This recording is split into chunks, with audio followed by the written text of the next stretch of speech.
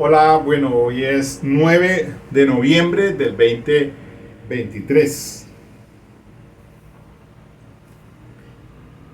El tema de hoy guarda relación con la obra del español Arturo Pérez Reverte, El problema final, recientemente publicada. Es una extraordinaria novela, problema, para todos los que les encanta esto de los crímenes, sobre todo aquellos que se cometen o se conocen como en habitación cerrada. Y el video lo titulo Una vez descartado lo imposible, lo que queda, por improbable que parezca, tiene forzosamente que ser verdad. Dos veces lo cita en su obra, páginas 170 y 283. También en desarrollo de esta conferencia voy a hacerme énfasis algo que me parece tremendamente importante porque cita el autor, y es algo que tiene que ver por todo, por supuesto, con el tema de nuestro procedimiento penal. Acá lo tienen ustedes en la parte central y ahí lo voy a desarrollar ahora. Se trata, entre comillas, dije, como usted sabe de sobra, es una conversación que tienen, para ponerlos en contexto, pues, de la obra. No le voy a contar el final ni nada de esas cosas. Usted tiene que, por sus propios medios, conseguir la obra y hágale.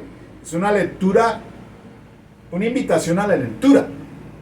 Y de antemano, este videoconferencia lo hago en honor a mi señor padre, en paz descanse, fallecido en 1991 a la edad de 65 años, Leopoldo Escobar, porque fue quien me llevó a beber de esas fuentes de la literatura universal. Yo comencé por allá a los 14, 15 años tal vez, cuando en ese entonces en la casa tenía 2 volúmenes del Conde de Montecristo de Alejandro Dumas.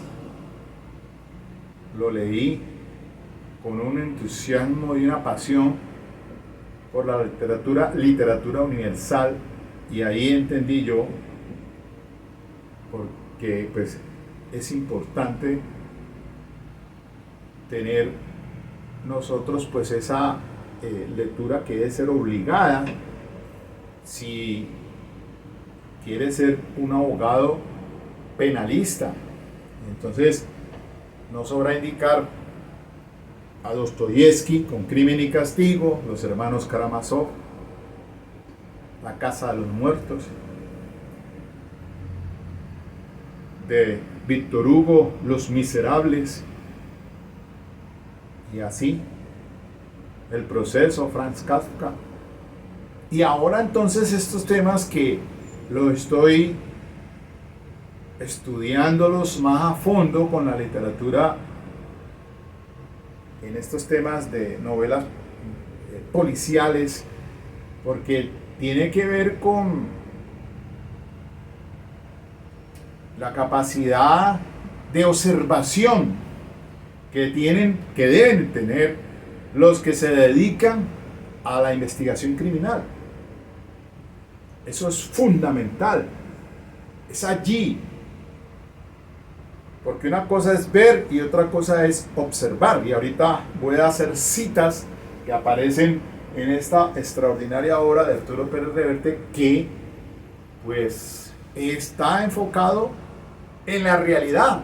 Y ahora que le he hecho el seguimiento al caso de Johnny Rodolfo Leal, pues sí que viene en a colación sobre esto de, por lo menos acá encuentro, cuando se lee por acá en la página 189, esa conversación entre, les decía, para ponerlo en contexto, pues esto se desarrolla en una isla, 1960, son 9 turistas en un hotel,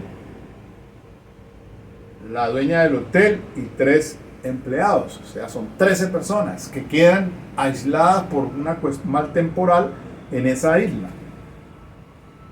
Y ahí empieza, en la isla de Atacus y en Grecia, ahí se empieza a desarrollar todo esta novela problema, novela policíaca, porque van a encontrar 3 asesinatos. Esther Mander, primero, una turista inglesa, un presunto suicidio, después a un doctor, Kemal Karabin, también aparece muerto en una habitación cerrada, igual que Esther Mander. Y por último, Hans Klemmer, un alemán que está allí con su esposa. Son 3 cuerpos entonces en esas consecuencias. Primero Esther Mander, después el doctor y finalmente el ciudadano alemán. Y entonces, en este caso, los protagonistas son Ormond Opalongo Basil, que en la obra, pues según el autor, ha representado papeles teatrales en cine de Sherlock Holmes, la gran figura de ficción de Arthur Conan Doyle, británico. Estas obras que llaman poderosamente la atención, entre esos, cuando les cité en un video anterior sobre asesinatos imposibles, en la obra de El Sabueso de los Baskerville, entre otros que les cité, los crímenes de la calle Morgue de Edgar Allan Poe y también el asesinato de Rogelio Ackroyd de Agatha Christie. 3 estilos que los recomienda Arturo Pérez Reverte, entendiéndolo pues como esos asesinatos imposibles. Entonces están charlando, porque funge o colocan a Basil para que haga las veces de investigador, como Sherlock Holmes, por haber representado varias obras teatrales del personaje de Arthur Conan Doyle. Y también está un escritor de novelas de poca monta, digámoslo así, que es el español Paco Fossa. Y entre los dos empiezan entonces a hacer todo, a llevarlo el autor de la obra 1 a esa novela problema. Porque hago claridad que siempre hay, en todo relato policial, siempre hay 3 misterios clásicos. ¿Quién es el culpable? ¿Cómo lo hizo y por qué? El por qué y el quién suelen ser menos importantes, porque en la verdadera novela problema el autor y el lector inteligentes lo que de verdad interesa es cómo se hizo. Se cita en esta obra en la página 171, por eso es una novela problema. Lo va llevando a uno la lectura al punto que me trasnoché pues, para poder hacer esta conferencia el día de ayer, que estábamos en Cali, el día sin carro y sin moto, pues a eso me dediqué. Que entre otras cosas, pues ahí está una pausa. Pasaron los 2 equipos de acá de Cali, América y Cali, dentro de los 8, así que ahí vamos a ver fútbol. En América encabeza el grupo B, mientras que el Cali quedó de cuarto en el grupo A. interesante. Bueno, de todas maneras, miren ustedes que esta novela no es la problema. Y así lo va. Entonces, en esa conversación entre los dos protagonistas, Ormond Opalonga Basil y Paco Fossá, se conversan, dándole pues la connotación a Basil, la de Sherlock Holmes, mientras que Paco Fossá fungiría como el famoso doctor Watson, elemental, mi querido Watson, siempre el socio de Sherlock Holmes en esas investigaciones que llevan ellos según la ficción creada pues por el gran autor británico Arthur Conan Doyle.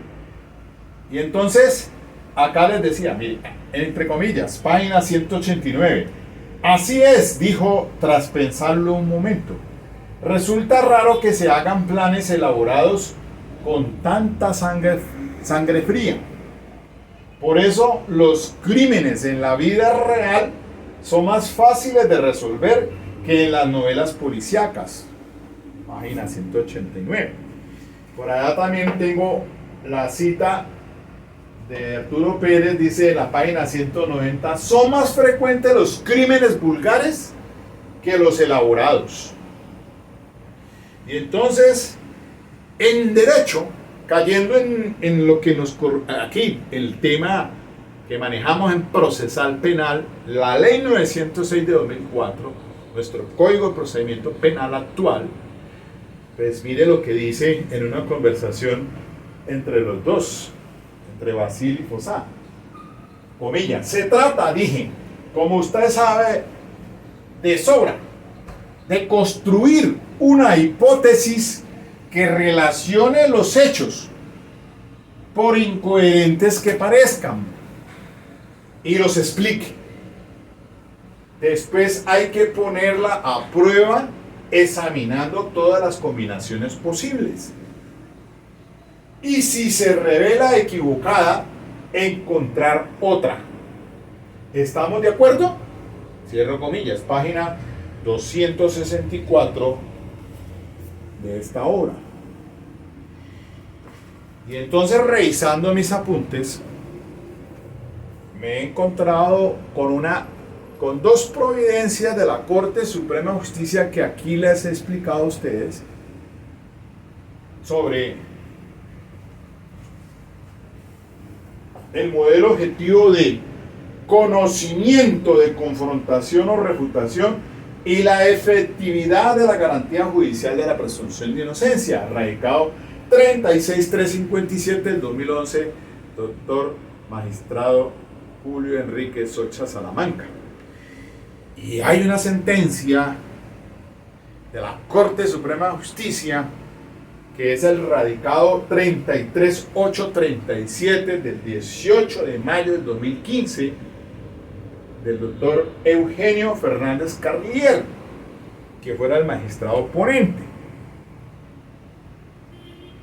Y hay salvamento de voto del doctor José Leonídas Busto Martínez. Él fue quien iba a proyectar la ponencia, pero al salvar el voto, entonces se dejó al doctor Eugenio Carlier, y la Corte Suprema de Justicia allí pues entra a darnos a conocer un concepto epistemológico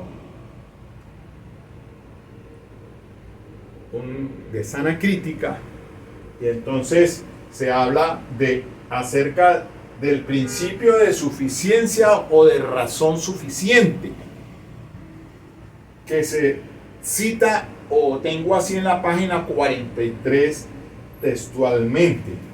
Dice así: de idéntica manera, si la Fiscalía construye una hipótesis que explique con suficiencia el comportamiento del acusado como punible y que no logró ser refutada dentro de su inmanencia lógica, ni logró ser confrontada con todos los medios de prueba, es obvio que la aplicación del principio de duda a favor del reo no procederá, excepto si concurre otra explicación que en semejanza de condiciones ofrezca una solución distinta, pero igual de razonable al fenómeno. Y es que, ¿por qué lo traigo en la colación? Porque es que me parece estar escuchando en síntesis lo que el escritor Arturo Pérez Reverte cita en la página 264, como lo acaban de ver ustedes. Allí se los dejo. Construir una hipótesis que relacione los hechos, por incoherentes que parezcan, y los explique. O sea, explique el fenómeno. No es otra cosa. Pues después hay que ponerlo a prueba examinando todas las combinaciones posibles. Y si se revela equivocada, encontrar otra. O sea, otra hipótesis. Por eso, también en esta sentencia 33837 hay un salvamento de voto del doctor José Leonidas Busto Martínez supremamente importante, porque se va en lanza en ristre contra la sala mayoritaria al considerar que se introdujo un modelo de enjuiciamiento novedoso. Dice, comillas, el doctor Busto Martínez en la página 98 de esa decisión: haciendo abstracción de tales condicionamientos, la sala mayoritaria instauró un nuevo referente para el juzgamiento penal. Así, no solo violó el debido proceso en el caso concreto, en términos generales y abstractos, desconociendo los postulados del Estado de Derecho, alteró el modelo de juzgamiento diseñado por la Constitución y el Código de Procedimiento Penal. Los jueces carecen de legitimidad democrática para rediseñar los pilares del proceso penal. Semejante ejercicio configurativo desborda sus competencias constitucionales. ¿Y por qué decía eso? Porque es que se dice que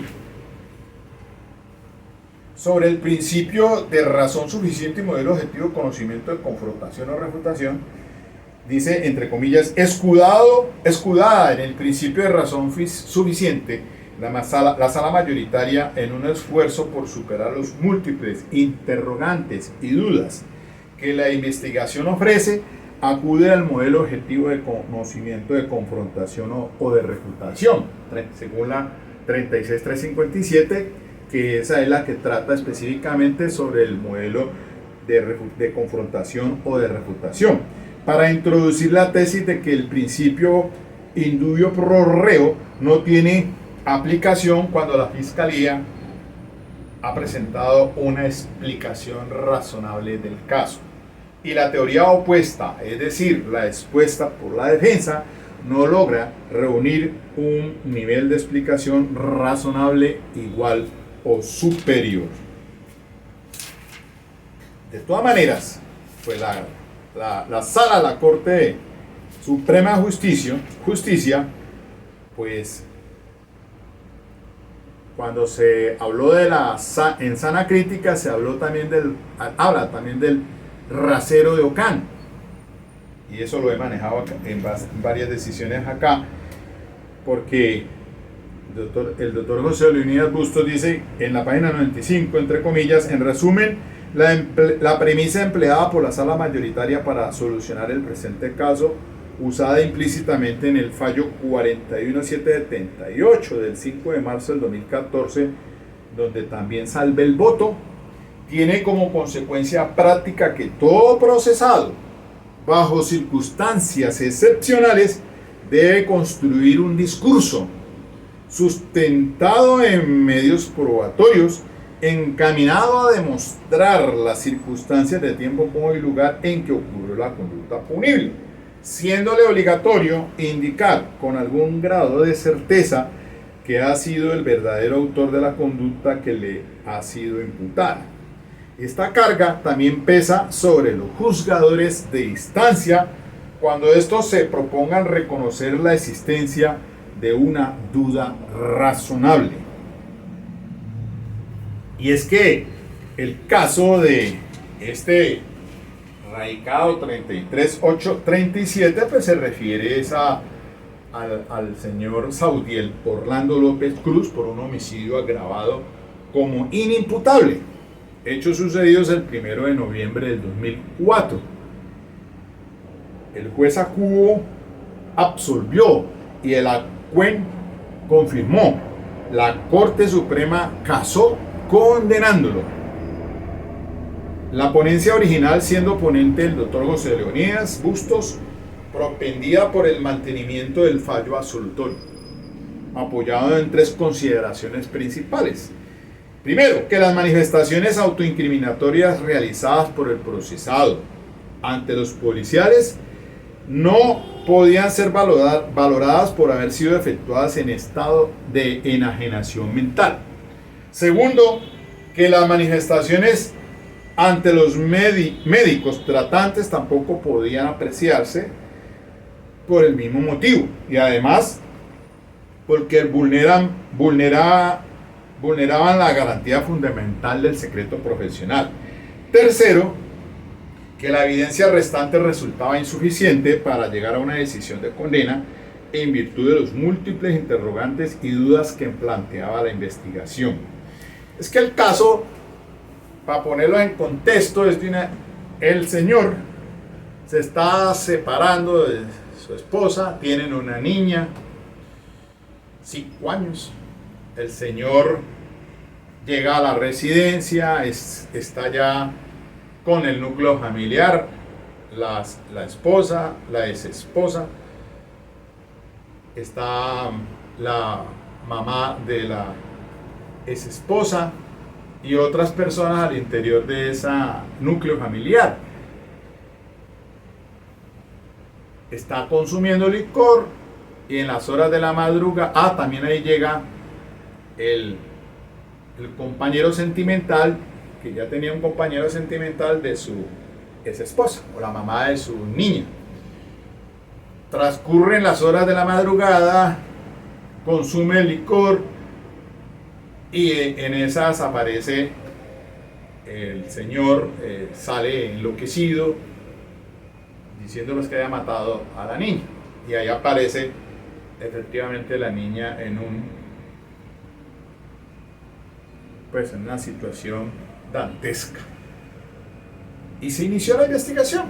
Entonces ese es el caso que me resulta uno de los más importantes, porque pues efectivamente el juzgado de primera instancia absolvió y el tribunal confirmó, pero la Corte Suprema de Justicia entonces se vino lanza en ristre contra el cuerpo colegiado de la primera instancia, pues diciendo esto de que si se iba a absolver por duda razonable, se deberían todos los juzgadores ofrecer una hipótesis alternativa.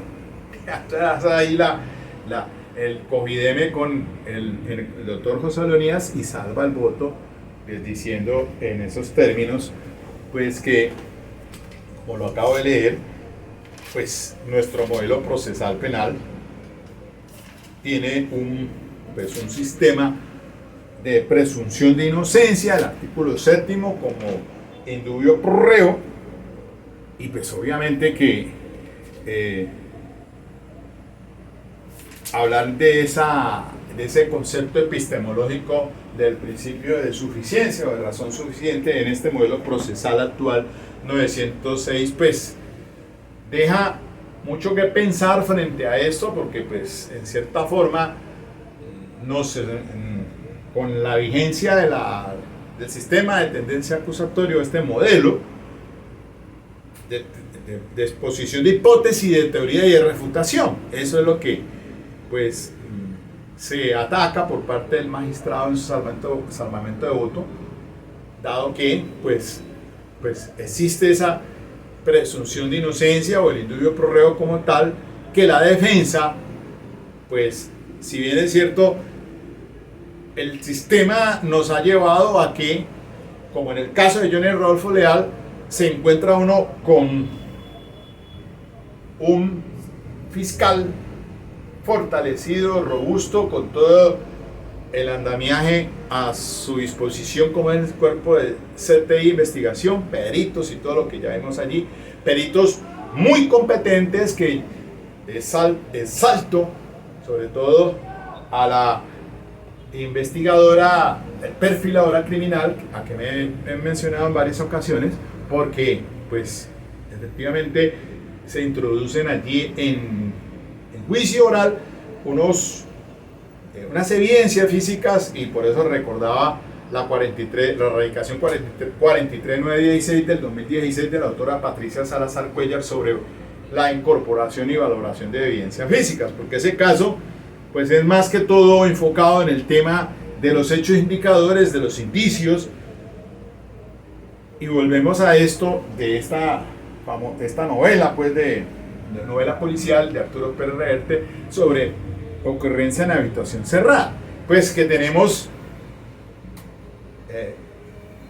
un caso, el de Johnny Rodolfo Leal, dos cuerpos, dos occisos, fratricida con la muerte de su hermano, matricida con la muerte de su mamá. Dos cuerpos allá en la escena del delito, y ahí, a partir de ahí es que se inició toda esa investigación para después capturarlo, y ahora el juicio oral en la circunstancia que está. Pero entonces, hipótesis del fiscal tratando de desvirtuar presunción de inocencia, hipótesis de la defensa, que ya conocemos, pues el estadio procesal que está en estos momentos suspendido en las resultas de que el cuerpo colegiado resuelva la apelación de la defensa sobre si se permite o no que ingrese un perito de la Defensoría Pública, en vista de que pues al que la juez le decretó a la anterior abogada 3 peritos, pero que por su cuestión de falta de recursos económicos pues no pudieron ser llevados al juicio oral. Así entonces, y lo dije yo en otro, y he insistido que fue para mí equivocada la decisión de la juez al negar ese perito, toda vez diciendo que estaba disponible, cuando en realidad pues no está disponible, porque pues si no tienen con qué pagar recursos, ¿cómo va a estar disponible? Y no lo pueden obligar a que venga a rendir un peritazgo. Por tal razón, para las resultas de este proceso, en esas condiciones, en las garantías judiciales, insisto como defensor que sí debe permitirse el ingreso de ese perito para que haga lo propio respecto de lo que la misma juez decretó para el otro perito que se había solicitado por la defensa anterior. De todas maneras, pues lo que quiero indicarles es que tal como está en esta novela Problema, pues que se enfoca es en el tema del cómo se ocurrieron los asesinatos, porque este es un desarrollo muy importante para todos aquellos que quieren formarse como investigadores, porque es que en la novela de Arturo Pérez Reverte se trae un catálogo de grandes autores de la literatura universal, como Edgar Allan Poe, en Los crímenes de la calle Morgue. Acuérdense ustedes, eso es muy interesante de lo de Edgar Allan Poe, y sí que sirve para los que les gusta la investigación criminal, la muerte de la señora, la Españole, y su hija, y de la forma en que fueron encontradas. La hija la introdujeron abruptamente por la chimenea, y entonces ahí empieza todo de esa lo que Edgar Allan Poe nos dice sobre el tema de las investigaciones. Por eso es que en ese punto dice Arturo Pérez Reverte en la página 304, muy torpe es el investigador que considere insignificantes los detalles en apariencia insignificantes. Dice por acá en la página 290, la astucia desarrollada por una mente perversa, suele ser superior a lo normal. Hay quienes practican el crimen con talento. Nunca oímos hablar de ellos y a veces ni siquiera sospechamos su existencia porque nunca cometen un error. Sin embargo, Arturo Pérez Reverte también trae en la colación que dice así en la obra, página 170, una de cada 10, no, perdón, este no.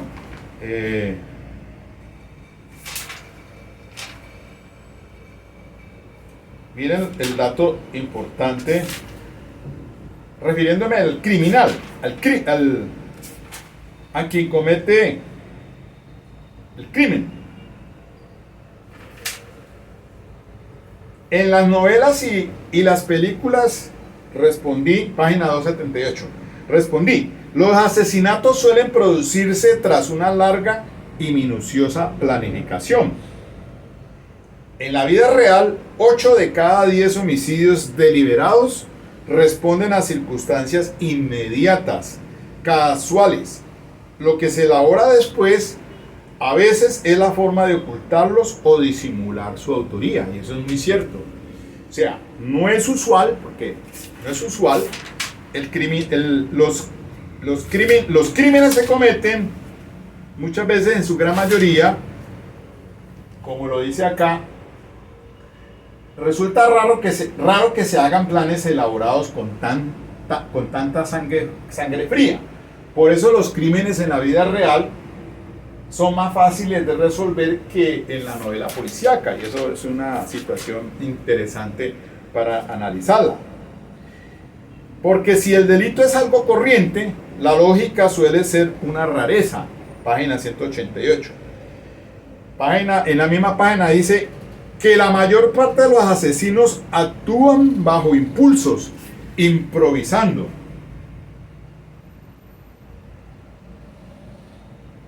Y eso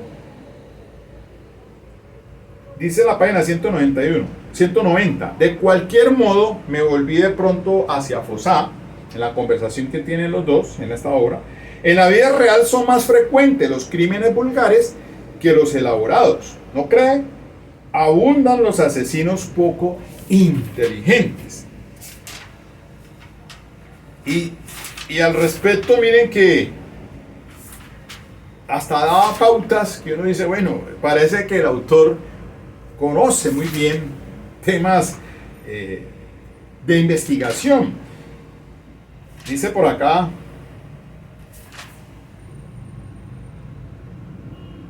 en la página 147, nos inclinamos a infravalorar lo fácil, estimado amigo, en la conversación que tiene entre Basile y Fossat. A menudo nos dejamos deslumbrar por lo entrevesado, cuando lo simple suele estar más cerca de la realidad. El mundo está lleno de simplezas que nadie observa. No hay nada tan importante como un detalle pequeño cuando se sitúa en el lugar adecuado. Página 147. Y le estaba en la conversa, dice, usted vio pero no observó. Más adelante en la página, encuentro también en la página 166 esta charla. Sigue usted viendo, pero no observa lo que ve.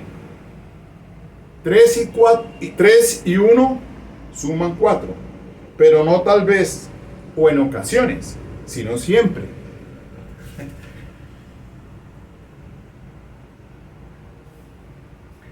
Uno acaba por deformar los hechos para encajarlos en las teorías, en lugar de encajar estas en los hechos.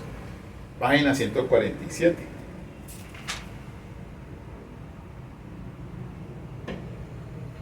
Página 174. Exclusivamente cinematográfica, la interrumpí en una conversación que tiene con una que compartía.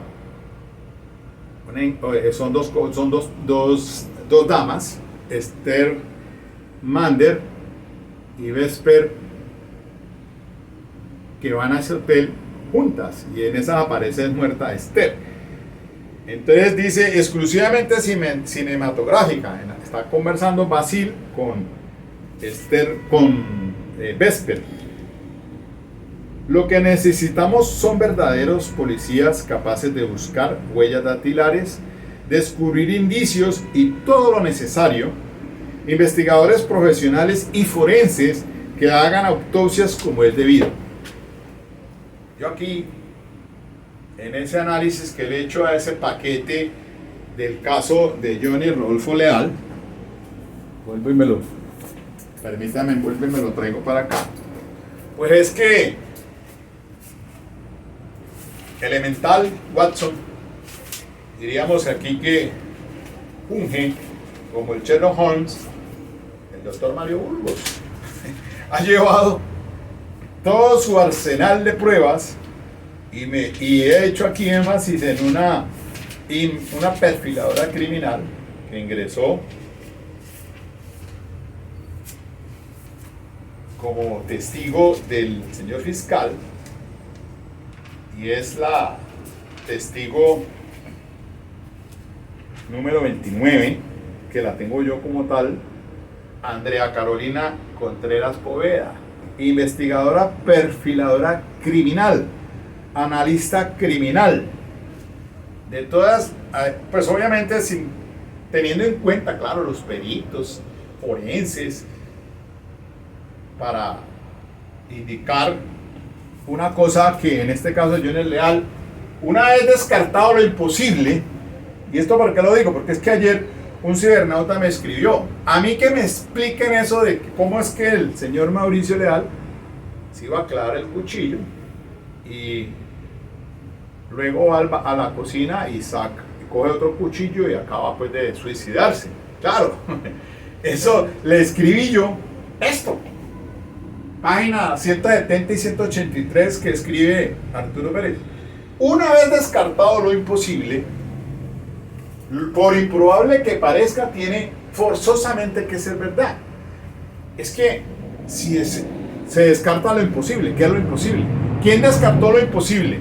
Lo imposible es el suicidio. El suicidio justamente es en este caso de Arturo Pérez Reverte, la primer muerte, la de Esther Mander, encontrada en una habitación aledaña a la playa, con una cuerda, una soga al cuello, pero había caído sobre el piso y reventada la cuerda. Presuntamente un suicidio, y así lo quisieron ver. Así el criminal eso hizo, ese esfuerzo hizo para que se presentara como un suicidio. Entonces, en el caso de Johnny Leal, igual, los peritos, 4 forenses, 3 forenses, pues están diciendo en juicio oral que causa probable fue homicidio por muerte violenta. Improbable, así lo dijeron, improbable suicidio. Y dio justas explicaciones un perito, que es el doctor Jorge Paredes, por decir uno solo, cogiendo el más calificado, diría, por la experiencia que tiene en medicina legal, y que dijo que ya no está allá, sino que se fue a trabajar con la vicefiscal Marta Diana y Mancera. Y pues claro, entonces, una vez descartado lo imposible, lo que queda, por improbable que parezca, tiene forzosamente que ser verdad. Es decir, se tiene los indicios y todo apunta pues que quien estaba en esa habitación cerrada, si no eran 3 personas, Johnny, Mauricio y la mamá, 3. Y con los demás testimonios y otras pruebas que dio el fiscal, eso era un búnker prácticamente, porque para ingresar y salir de allá no cualquiera ingresa. O sea, damos por probable que solamente estaban los 3, nadie más ingresó, por lo menos entre la noche del 20 y el 21, perdón, el 21 y el 22, de noviembre del 2021, cuando aparecieron entonces los 2 cuerpos, que fue cuando Johnny salió el 22, perdón, se fue a buscar al conductor, regresó y encuentra la escena dantesca, y ahí entonces se activó todas las alarmas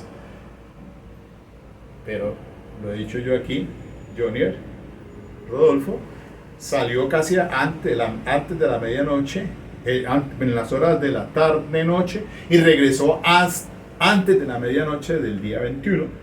Y esto ocurre, según todo lo que vimos en el juicio oral, en la madrugada. Hasta cuando ya entonces, y por eso los peritos hablan del intervalo de muerte, el tema del efecto del post-mortem. Y eso aquí también lo trae en el último capítulo, sobre el tema del análisis que hace Arturo Pérez Reverte sobre análisis post-mortem. Claro, y el buen observador, como el Sherlock Holmes que es, habiendo efectuado películas, entonces pues funge como investigador y empieza a determinar por qué razón no es un suicidio. Ya después sí aparecen unos homicidios claros, y se da cuenta entonces, o se pone de manifiesto por unas notas, según obras literarias de grandes, para ir el criminal con una mente prodigiosa e inteligente, va soltando pistas al saber que están estos dos en aras de investigar la muerte primero de Esther Mander, y aparecen en escena entonces ya dos cadáveres más, y ahí entonces se dice el Basil que están ante un criminal inteligente, o por lo menos culto, un culto, por aquello de que ellos, ese lenguaje que maneja de literatura universal, citas que se hacen, y así entonces se va dando todo. El penúltimo capítulo está titulado como de lo probable y lo improbable. Así lo titula Arturo Pérez Reverte. A ver, aquí por acá en lo probable y lo improbable, capítulo 8. Capítulo 9, pues las análisis post-mortem. Y yo hice pues la lectura de esto y tuve dos candidatos, pero en realidad resultó ser otra persona, y no les las cuento para que lo compren y lo lean, y entonces se pongan en contexto con todo esto que estoy diciendo aquí en este análisis de este caso. Y ahora pues que va a salir Historia de un crimen, Mauricio Leal, el día 22, lo anunció la plataforma streaming Netflix. Y pues sí, claro, Arturo Pérez Reverte dice que una cosa es el tráiler, y entonces por eso en el anterior video hice la cita de lo que trae en la página 165, sobre que el tráiler 165 que les dije yo, o 66, a ver un momentico, sí, creo que la 66, el tráiler ha matado el escalofrío intelectual. El público prefiere temblar a pensar, por eso fue que yo cité allí. Sin embargo, una cosa es que sea ficción, porque es que como la historia de un crimen de Colmenares, pese a que fueron los archivos judiciales que en ella se apoyaron, pero todo lo Netflix advierte que es parte es ficción, tienen que decirlo así, porque en este caso de Mauricio Leal, pues está apenas avanzando ya a punto de terminarse este juicio oral, que no creería que sea este año sino el otro, y pues tienen que advertirle que pues es algo de ficción, porque pues en qué se van a apoyar, a no ser que tengan la posibilidad de ver todo lo del juicio oral hasta donde lo que va, pero tendrán que hacerse claridad, ¿no? Y una cosa pues es la literatura, los libros, otra cosa son el cine o lo cinematográfico. Pues al fin de cuentas lo cinematográfico se puede apartar incluso de las obras de literatura, porque aquí cité en streaming La casa de Usher de Edgar Allan Poe, basada en él, y obviamente esos 9 o 10 capítulos que tienen ahí en Netflix pues no son a pie del textual pues como tal, para decir que es que se va a desarrollar lo que escribe Edgar Allan Poe, los asesinatos de la calle Morgue, por dar un ejemplo, porque en ese episodio que se trata es, sí, efectivamente, la muerte de una de las hijas de este señor a manos de un orangután o un chimpancé. Y eso es lo que eso es lo que realmente pasa en los crímenes de la calle Morgue, como asesinatos imposibles, que quien se pensaba que era una persona con una fuerza extraordinaria, incluyendo descartando a las mujeres, como leyendo la obra, pues no, dice uno, no, pues aquí no puede ser una asesina, sino asesino. Pero finalmente nuestro gran Edgar Allan Poe, a través de ese investigador genial, Dupin, se logra establecer que realmente había sido un orangután que se le había escapado a su cuidador y se había introducido a esa habitación asesinando, matando pues a la señora, la española, y a su hija. Y por eso entonces abruptamente, por esa fuerza descomunal, la mete o la empotra en la chimenea. Y eso pues, ¿cómo se explicaba si no era una fuerza incluso más allá de un hombre cometido por un sexo masculino? En fin, ahí entonces tendré que, ya tengo para abordar las lecturas, 2 libros que también me los voy a amaciar, como son el Sabueso de los Baskerville, de Arthur Conan Doyle, y también pues el asesinato de Rogelio Ackroyd, de Agatha Christie, pues que esas son otras 2 que cita Arturo Pérez Reverte como asesinatos imposibles. Y entonces, para complementar un poco más esta situación que les estoy haciendo ver aquí sobre investigaciones, y por eso, mi estimado Watson, mire que incluso Arturo Pérez Reverte, para finalmente ya ir terminando, una cuestión que yo no, en la investigación, que uno dice, bueno, pero al referirse a las huellas de Esther Mander, que va hacia esa habitación que le encuentran presuntamente suicidada, solamente son las huellas de ella, no hay huellas de regreso de nadie más, ni de alguien más. Entonces se hablaba pues de que esas huellas, a través de los pasos o la distancia, se logra establecer hasta la estatura de la persona. Y efectivamente dice, la estatura de una persona se determina porque uno escribe de frente. Y mire, eso es cierto, yo hice el ejercicio. Yo mido 1,87 y mi tablero tiene poco más de 1,90. Claro, me cuesta trabajo a mí escribir acá. Yo siempre trato, pues la mejor letra la puedo tener esa aquí, al frente de la vista, 1,87. Un punto que un investigador ve, pero no observa. Y lo mismo en este libro puede darse, se saca el Basile la conclusión de que posiblemente los autores de esas muertes habían sido un zurdo. Entonces, ¿y por qué? Una cosa muy elemental, Watson. Así de sencillo, mire, el zurdo, yo soy derecho. ¿Por qué? Mire, tengo mi reloj siempre lo cargo aquí. Yo nunca me pongo el reloj en la derecha y soy derecho. El zurdo, pues obviamente es en la mano derecha y él se da cuenta de eso. Y aunque eso no es probable que de pronto un zurdo pues utilice el reloj en la mano derecha. Bueno, sí, puede ser posible, pero claro, esos son los análisis de los investigadores que llegan a la escena del delito, como el que les acabo de citar de la perfiladora criminal. Y yo invito a que vean justamente esa declaración de ella rendida, creo que fue el 1 de septiembre, porque da puntualmente detalles sobre aspectos que son importantes de evidencia física para establecer qué fue lo que pudo haber ocurrido en el cómo, no en quién ni el por qué, porque ya sabemos quién, pues está como autor Johnny Rodolfo Leal.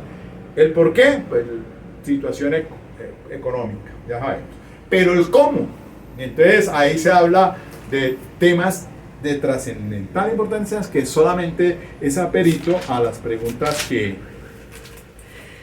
Sherlock Holmes, digo, el doctor Mario, hizo muy bien introduciendo a juicio oral esos aspectos en la dinámica, demostrando su evidencia física y que incorpora la juicio oral bajo el principio de mediación para que después la juez tenga las herramientas para tomar la decisión final si se desvirtúa la presunción de inocencia y se declara culpable, o después de que finalmente termine su participación el doctor Daniel Peña como defensor en lo que le falta para que se tome finalmente la decisión de si es responsable o si se absuelve. Y entonces ahí viene esto que le estoy diciendo sobre el modelo objetivo de conocimiento de confrontación o refutación de esta ley 906. Espero que esto les sirva de orientación. Por favor, jóvenes, ustedes que están terminando sus carreras, lean. Y pues la invitación es a esta. Y pues si tienen la posibilidad de seguir estudiando una especialización, maestría, genial. Y ojalá sea criminología, criminalística, aparte de penal, teoría del delito, el tema procesal penal, que es todo esto muy importante para que usted sea o tenga las habilidades y las competencias que solamente por la experiencia repetida es que se les dan yendo a los juicios orales. Ese es mi trabajo desde acá como profesor virtual, para que ustedes lo tengan y lo pongan en práctica en su ejercicio profesional y sean exitosos. Bueno, chao pues, hasta aquí nomás. Vamos a ver qué va a pasar con esos 8 de la final para el fútbol en América. Hay un aplauso que es que la América le está tocando duro, ¿no? Nacional, Millonarios y Medellín. Esos son duros. Acá creo que quedaron pues Águilas Doradas, está también el Junior pasó, Cali también, y hay otra ahí que se me escapa, pero bueno, esperemos a ver. Ok, chao, hablamos.